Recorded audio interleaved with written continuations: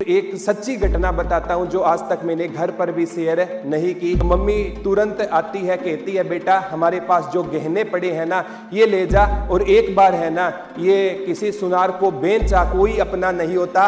और धीरे धीरे जितने भी रिश्ते जिन्हें आप अपना समझते हैं ना वो डायनासोर हो जाएंगे, लुप्त हो जाएंगे। अभी खामोशी है, थोड़ी देर बाद शोर आएगा।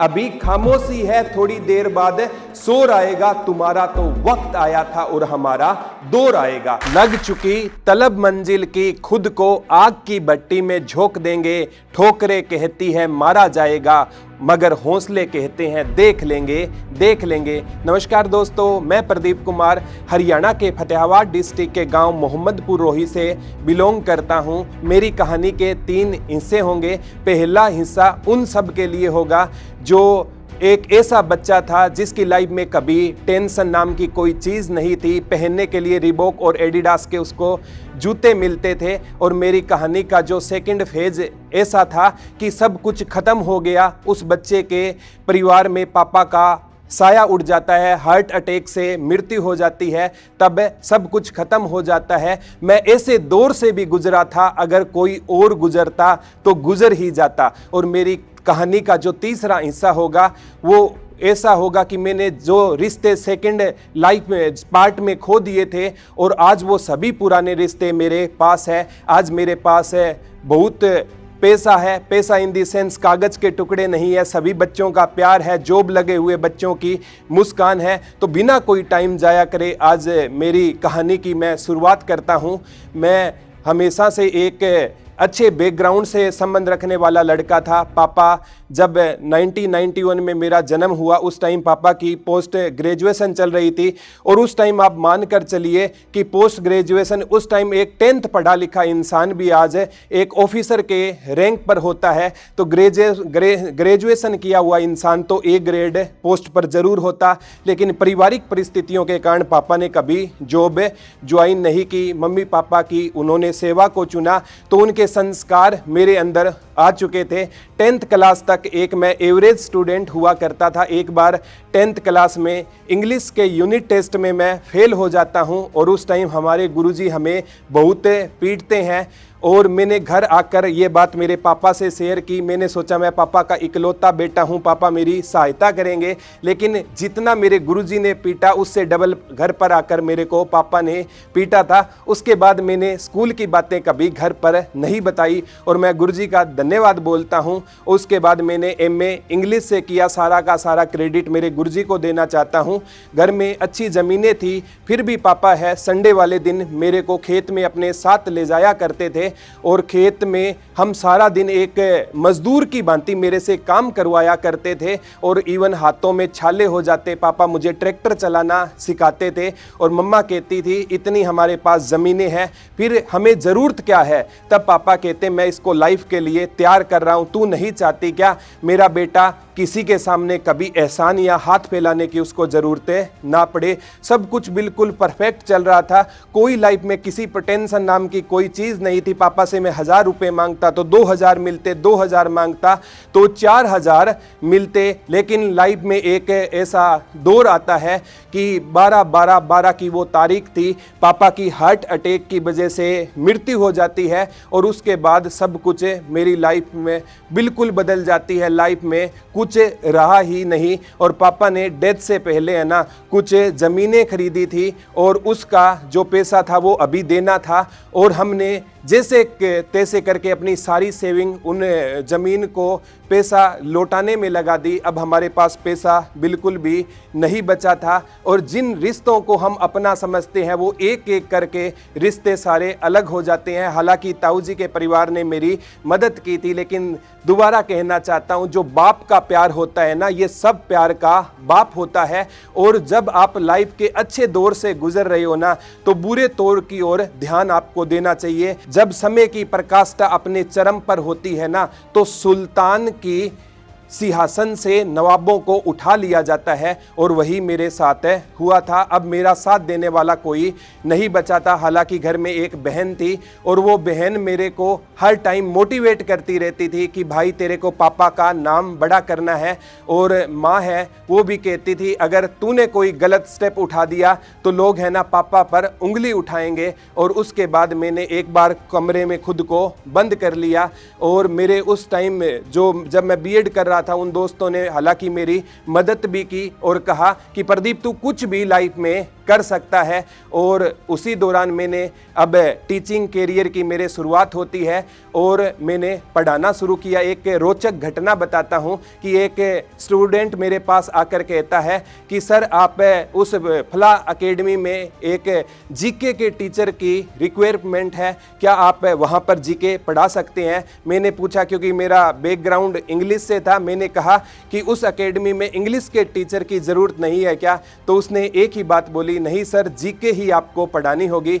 तो मैंने घर जाकर सारी रात प्रिपरेशन की, और अगले दिन मैं डेमो के लिए आया। वहाँ पर हमारे गुरुजी बैठे हुए थे। उन्होंने पहली एक ही बात पूछी कि बेटा कैसे पढ़ाते हो। मैंने एक ही बात कहा, गुरुजी मैं नहीं बताऊंगा, ये तो मेरे बच्चे बताएंगे। और मैंने जब डेमो दिया सभी बच्चे हैं ना बहुत खुश हुए, और मेरा उस पोस्ट पर सिलेक्शन हो गया। और आपको आज हंसी आएगी, महज 5,000 रुपये में मैंने पढ़ाना शुरू किया था। अब इस 5,000 से कुछ होने वाला नहीं था, लेकिन अब मेरे को बहन की शादी भी करनी थी, छोटी बहन की शादी करनी थी, खुद की भी शादी करनी थी, तो बहुत बड़ी जिम्मेवारियां भी थी। और एक सच्ची घटना बताता हूं जो आज तक मैंने घर पर भी शेयर नहीं की। 1 साल की जब हमने फसलों की सेविंग की, अगर मैं बात करूं तो 7 लाख की सेविंग हुई थी, और जो बैंक का कर्जा था वो 6 लाख रुपए का था। पूरे साल में महज 1 लाख रुपए बचे। और आपको परिवार का पता होता है कि परिवार के कितने ज़्यादा खर्चे होते हैं। और उसके बाद है ना मैंने जब मैं पढ़ा रहा था, इतिहास पढ़ा रहा था, तो उस क्लास में एक फरिश्ता आता है, और उस लड़के का नाम सोमवीर था। वो कहता है कि गुरुजी आप जिस हिसाब से पढ़ा रहे हैं, मैं चाहता हूं कि आपके ये पढ़ाने का तरीका पूरा इंडिया देखे, पूरा हरियाणा देखे, आप पढ़ाना शुरू कीजिए, यूट्यूब चैनल मैं संभाल लूँगा। मेरे को उस टाइम तक यूट्यूब की कोई नॉलेज नहीं थी। मैंने बोला मेरे को सिर्फ पढ़ाना आता है। तो हमने YouTube channel GK by Pradeep sir की शुरुआत की थी। सच कहता हूं 1.5 साल तक है ना, अगर मैं इनकम की बात करूं, 1.5 साल तक यूट्यूब से कोई इनकम नहीं आई थी। हमारे अब घर से पैसे ले नहीं सकते थे, क्योंकि आर्थिक हालात हमारी बहुत ज़्यादा खराब थी। और उस कंडीशन में हमने क्या किया, एक मेरा स्टूडेंट था, उसी के फ़ोन से हम वीडियो बनाया करते थे, और सोमवीर भाई एडिट किया करता था। और हमने यूट्यूब की जर्नी की शुरुआत करते हैं। और देखते ही देखते उस टाइम में ना हरियाणा में एक एग्ज़ाम हुआ था, ग्रुप डी का एग्ज़ाम हुआ था। उससे पहले मैंने एक 10.5 घंटे की नॉन स्टॉप क्लास ली थी बिना खाए पिए। और उस क्लास के बाद है ना मतलब बच्चों का इतना ज़्यादा प्यार मिला। आज उस क्लास के 6 मिलियन से ज़्यादा व्यूज़ है। अगर मैं हरियाणा की टोटल पॉपुलेशन की बात करूं तो 1.5 करोड़ के आसपास है, और लगभग 40% हरियाणा उस वीडियो को देख चुका है। और 2018 के बाद शायद ही कोई बच्चा ऐसा होगा जिसने वो वीडियो ना देखी हो। आज जिस भी डिपार्टमेंट में हम जाते हैं तो जॉब लगे हुए बच्चे हमारे पास आते हैं और कहते हैं गुरुजी हम आपकी वजह से जॉब लगे थे। लेकिन मैं आपसे एक बात ज़रूर कहना चाहता हूं कि लाइफ का कोई पता नहीं है, लाइफ किस टाइम पर एक नया मोड़ ले ले, लेकिन आपको ना तैयार रहना होगा। और मैं आपसे एक बात शेयर करना चाहता हूं मेरी पर्सनल लाइफ की, कि एक बार वो भी दौर आया था जब मतलब मैंने 4 एकेडमियों में पढ़ाना शुरू किया, फिर भी ब्याज के जो पैसे थे हम चुका नहीं पा रहे थे। तब है ना मैंने अब एक बार मेरे गलती से रसीद है ब्याज वाली वो पॉकेट में रह गई, और वो मैडम ने वो गलती से वो रसीद देख ली थी, और मैडम ने मम्मी को बता दिया। तो मम्मी तुरंत आती है, कहती है बेटा हमारे पास जो गहने पड़े हैं ना ये ले जा, और एक बार है ना ये किसी सुनार को बेचा, कम से कम ये ब्याज तो नहीं देना पड़ेगा। फिर है ना उस दिन अंतरात्मा को उस मोमेंट ने झकझोर कर रख दिया, और मैंने वो गहने है ना, मेरी आत्मा नहीं मांग रही थी, फिर भी वो गहने है ना मैंने सुनार को गिरवी नहीं रखे बेच दिए थे। और उस दिन मैं घर आकर बहुत रोया था, और मेरे को ये लगा था कि परमात्मा मेरे को इससे अच्छा पैदा ही ना करता, कितना नालायक बेटा पैदा किया है। उस दिन मेरे को लगा कि मैं सुसाइड कर लूँगा, लेकिन ना फिर भी मेरे को लगा कि अगर मैंने सुसाइड कर लिया तो मम्मी को कौन संभालेगा, बहन को कौन संभालेगा। पापा ने इतना अच्छे से जो मतलब समाज में एक इज्जत कमाई है उसको कौन संभालेगा, उस पर दाग लग जाएगा। और मैंने पढ़ाना शुरू किया और इसी सेगमेंट में जब मैं आगे बढ़ा था ना तो मैं जब ऑनलाइन या ऑनलाइन में भी अच्छा नाम हो चुका था और ऑफलाइन में मैं 4 अकेडमियों में पढ़ाया करता था ना, तो मैंने बच्चों के दर्द को महसूस किया कि बच्चों को ना कोचिंग से निकाल दिया जाता था फीस ना होने की वजह से। तब मेरे को महसूस हुआ कि बच्चों का दर्द क्या होता है। आप सभी के लिए 5-7 हज़ार रुपये कोई बड़ी बात नहीं है, लेकिन एक ज़रूरतमंद से पूछो कि 500 रुपये की भी कीमत क्या होती है। उस दिन मैंने सौगंध खाई थी कि एक दिन ऐसा आएगा मैं हर एक ज़रूरतमंद बच्चे को फ्री ऑफ कॉस्ट पढ़ाऊंगा, लेकिन पास में पैसे नहीं थे। क्योंकि जब तक आपके खुद के पास पैसे नहीं होंगे ना, आप दूसरे का भला नहीं कर सकते। तब इस कैटेगरी में सोमवीर और अजय भाई के साथ मिलकर हमने धुरीना प्लेटफॉर्म की शुरुआत की थी और हरियाणा के इतिहास में पहली ऐप थी जिसने कॉम्पिटिटिव एग्जाम की तैयारी शुरू करवाई। और देखते ही देखते बच्चों का प्यार इतना बढ़ता गया और हम सब आगे बढ़ते गए। और मैं आपसे कहना चाहता हूं कि जब आप संघर्ष करोगे ना तब आप बिल्कुल अकेले होगे, और जिस दिन आप बुलंदियों को छू जाओगे पूरी दुनिया आपके साथ रहेगी। मैं कहूँगा कि संघर्ष के टाइम में ना आप एक बात याद रखना कि विरासत तय नहीं करेगी कि सियासत किसकी होगी, उड़ान तय करेगी कि आसमान किसका होगा। आप निरंतर संघर्ष करते रहिए। तो मैं आपसे यही कहूँगा कि निरंतर है ना, जब तक आप मेहनत नहीं करोगे ना तो आप कुछ भी हासिल नहीं कर सकते। आज है मेरे पास मतलब हमने गहने भी ले लिए, सारी चीज़ें वापस ले ली और हमने गुरुकुल में ऑफलाइन बच्चों को मात्र 1100 रुपये में पढ़ाना शुरू किया। सुबह से शाम तक हम कोचिंग देते हैं और उसके बाद वही कोर्स उसको मोबाइल पर मिल जाता है। तो महज 1100 रुपये में अगर पिछले 1 साल की बात करूं तो लगभग हमने सैकड़ों बच्चों को महज 1100 रुपये में जॉब दिलाने का काम किया। मैं कहता हूं बच्चा जब जॉब लगता है ना तो वो बच्चे की मेहनत होती है। बच्चा जॉब जब लगता है ना तो टीचर एक मार्गदर्शक का रोल प्ले करता है। और आज की अगर मैं बात करूं, अगर मेरे से ही जॉब लगते तो मेरे पड़ोस के सभी पड़ोसी जॉब में होते, मेरे घर वाले सारे जॉब में होते। वो बच्चे की मेहनत पर डिपेंड करता है। और एक सच्चाई है, जो पड़ोसी होगा ना वो कभी नहीं चाहता कि आप जॉब लग जाओ। लाइक आपका आईएएस प्री का एग्जाम क्लियर हो गया ना, पड़ोसी मिठाई लेकर दौड़ा दौड़ा साला सर जाएगा कि इसका मेंस का एग्जाम क्लियर ना हो जाए। और आपका जब मेंस का एग्जाम क्लियर हो जाएगा ना, पड़ोसी दौड़ा दौड़ा शिरडी साईं जाएगा कि इसका इंटरव्यू क्रैक ना हो जाए।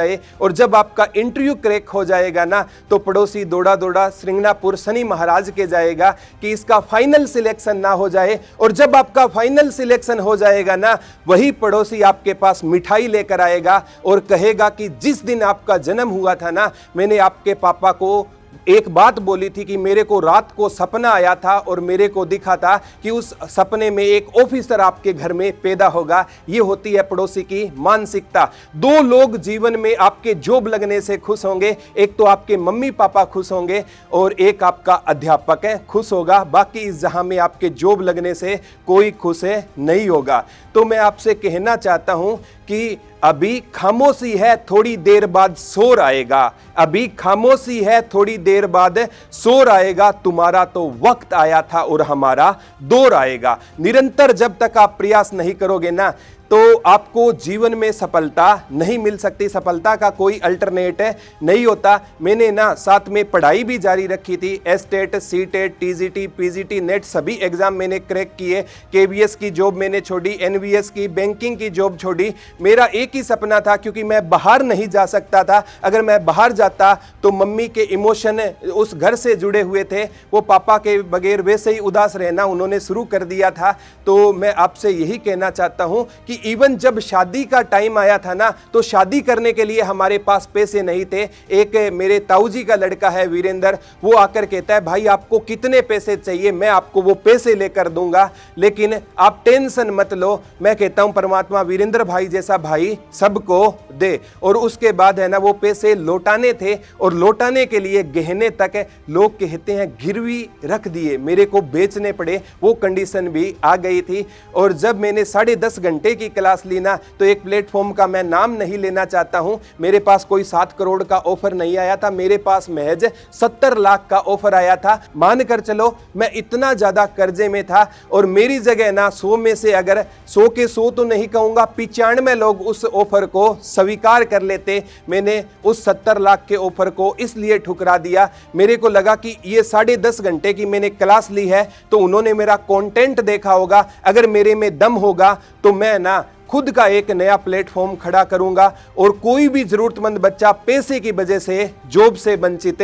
नहीं रहेगा। और मैंने वो ऑफर ठुकरा दिया और आज हमने गुरुकुल ओपन किया हुआ है, वहां पर हजारों की संख्या में बच्चे आते हैं, अपने ड्रीम्स को पूरा करते हैं। तो मैं भी एक बात कहना चाहता हूं कि जब भी आपकी आलोचना होने लगे ना, तो एक बात का ध्यान रखना कि उसी पेड़ पर पत्थर फेंके जाएंगे जिस पर फल लगे होंगे। तो आप है ना आलोचनाओं से कभी मुंह मत मोड़ लेना। ये आलोचना ही है ना जो आपको क्या सिखाएगी, चलना सिखाएगी। और आलोचनाओं से घबराकर अगर आपने रास्ता बदल लिया ना, तो कोई भी नहीं आएगा कि बेटा तू गलत कर रहा है। एक मम्मी पापा ही आपको सही डायरेक्शन में ले जाएंगे। और मैं आपसे यही कहना चाहता हूं, सभी जितने भी व्यूअर हैं उनको एक बात कहना चाहता हूं कि जब आपके पास कितनी भी दौलत क्यों ना हो, अपने बेटे को ना आप उस टाइम है ना, उस टाइम आपको आइडिया नहीं होगा कि फ्यूचर क्या होने वाला है। उस टाइम आप अपने बच्चे को ना हमेशा ना कोई ऐसा उसको ना परिस्थितियों से लड़ना आपको सिखाना होगा,